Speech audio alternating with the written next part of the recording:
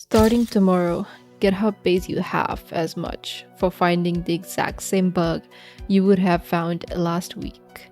And if you want the real money, you now need an invite.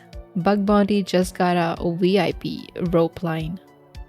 You can see what's going on. The patron Curl killed their Bug Bounty program, then HackerOne quietly gutted its own payouts by 75%, and now GitHub just did the same thing in public with completely straight face. This new Bug Bounty payouts GitHub announced is rolling out on July 27 and what they replace. So why this isn't just a GitHub story, it's a third major program to do this in 6 months actually. So in this video we're just going to talk about if Bug Bounty is still worth your time in 2026 or whether the math has actually changed. So if you want to start Bug Bounty or you are in it already, this video is really important for you to watch till end. Okay, so on July 27, 2026, GitHub is cutting what it pays public Bug Bounty researchers by at least half at every severity level and moving the biggest rewards into a permanent invite-only VIP program. Another very important point to be noted is the signal requirement. As we know, HackerOne signal is a reputation score based on the quality of your reports. So if you don't meet the requirements, you can still submit up to 4 reports on GitHub. So that's the limit you have. And if they're good, you can keep submitting it normally. But if they're not, then you won't be able to submit any more reports there until you improve your signal. Okay, but what's the root cause of these things happening recently? It's because the AI tools made it cheap to generate a report that looks like a real vulnerability. So submissions volume exploded everywhere, but the number of genuinely confirmed vulnerabilities didn't grow anywhere near as fast. Curl's own confirmed rate fell from north of 15% to under 5% starting in 2025. So AI-assisted tooling lowers the cost of producing a plausible looking report. And second is the humans who triage those reports don't scale the same way AI output does.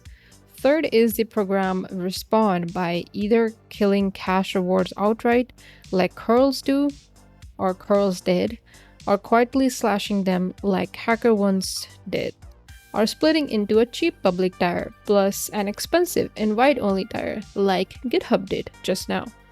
So total bounty spend doesn't necessarily shrink, it gets redirected to fewer already vetted researchers.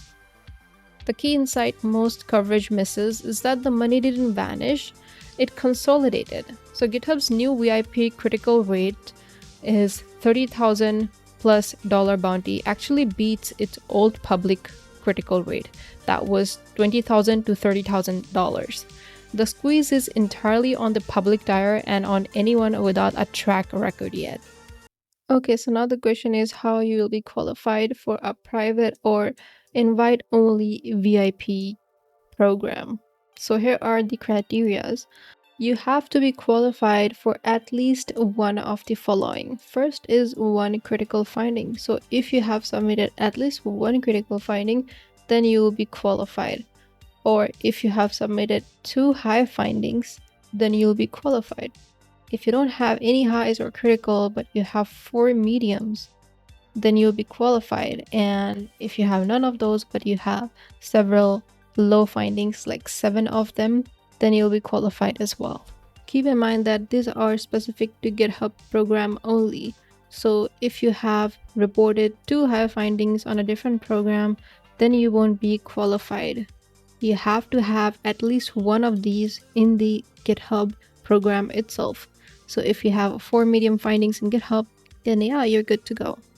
Okay, so that's what I wanted to talk about. For people who are beginner bug bounty hunters or you have submitted some of the bugs and still in the game, you can just focus on quality over volume. A lot of people just submit AI slop and that's the reason their signal gets ruined. These programs reward people who actually have the knowledge. So before you submit any bug, even if you found it with AI, that's okay. You have to check it manually, verify it manually, demonstrate that there's some impact because AI hallucinates. It thinks, okay, there's a bug, but there's probably no impact of that.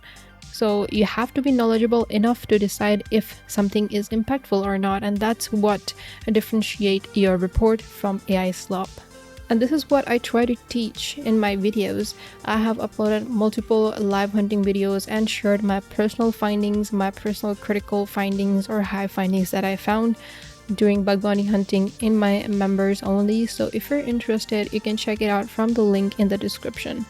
But if you're more into reading, I put my actual bug bounty workflow into an ebook. This book is not just about finding bugs, it's also about the mindset and the checklists and habit that you need to make. So I think it's pretty interesting. You can check that out from the link in the description as well. Okay, so that's it for this video. Thank you so much for watching. Don't forget to like and subscribe, and I'll see you in the next one.